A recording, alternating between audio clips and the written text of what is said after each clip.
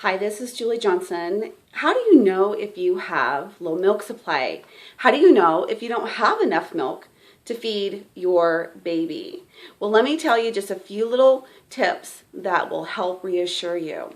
If your baby is pooing and peeing enough, then you are making enough for your baby. If your baby is gaining appropriate weight, 5 to 7 ounces a week, then your baby is gaining enough weight and you do have enough milk for your baby. If you're supplementing back and with between formula and breast milk and your baby gains way more than that 5 to 7 ounces per week, tells me you also have plenty of milk. You also are going to know that you have plenty of milk is because you're going to hear your baby swallow at the breast. Your nipples won't be sore.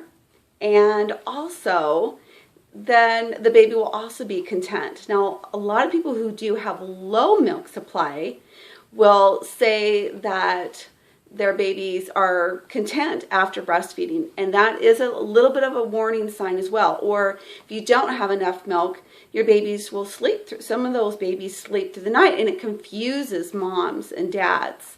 And really the main thing that we really want to look for is this baby sucking and you hear the swallows on a consistent basis, and is this baby gaining appropriate weight?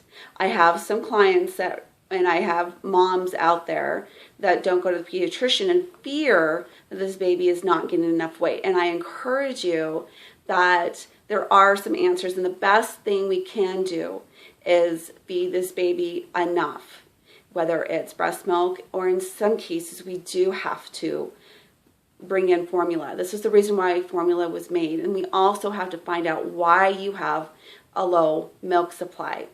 If you do, or if you're suspecting, then I would encourage you to pump after every feed.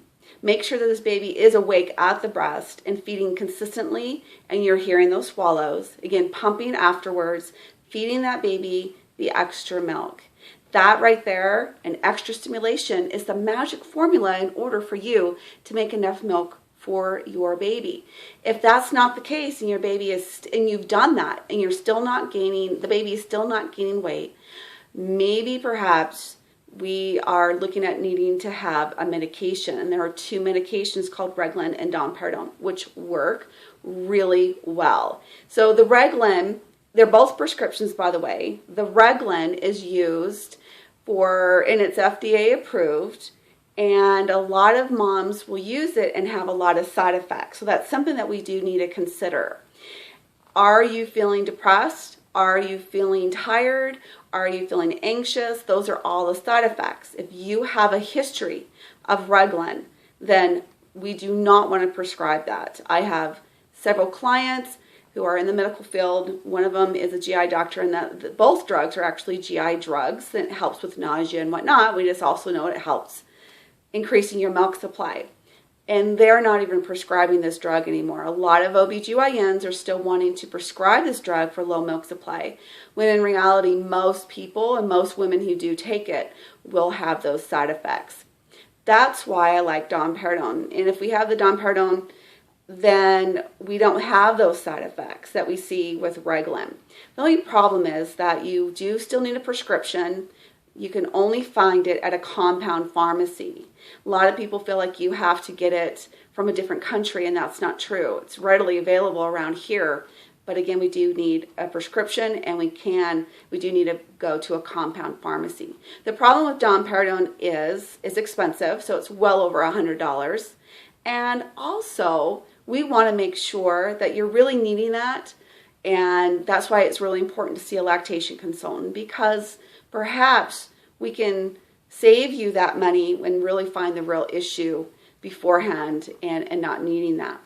However, the problem with domperidone in this country is that it's not FDA approved, even though in Dr. Hale's book, Medications and Mother's Milk Handbook, the domperidone is safer for the baby than the Reglan. And so it's just something to consider. The reason why it's not FDA approved and the reason why it's hesitant with trying to get that approval is because it's been given in large amounts to old men. And with domperidone, oh, and it causes heart attacks in those men and some strokes. If we give it to young women who are nursing in smaller doses, we don't have those risks. So I know that there's quite a few doctors out there that are in the field of lactation that are going to bat and going against the FDA, or not going against, but going to the FDA and appealing and having them see the risk factor of the domperidone versus the Reglan, which again, Reglan is approved, but it causes those side effects. When in doubt, if you have a low milk supply, definitely see a lactation consultant so we can really rule out the real issue. A lot of the times after my clients meet with me in the office, only to find that these women have insufficient granular tissue or hypoplasia. So I'd encourage you to Google that. Look at the images and see if you fit with that physical descriptions, and because they are distinct and everyone is different, so not everyone is the same who has hypoplasia or insufficient granular tissue, which means that you could be large breasted but the tissue to make the milk wasn't formed correctly or wasn't enough to feed your baby. And some women will struggle with having to supplement exclusively, or they'll have to supplement half and half. So something to consider, and some of the reasons that may be causing this low milk supply. So again, certainly get some of these issues addressed with a professional that will be able to help you know exactly what's going on.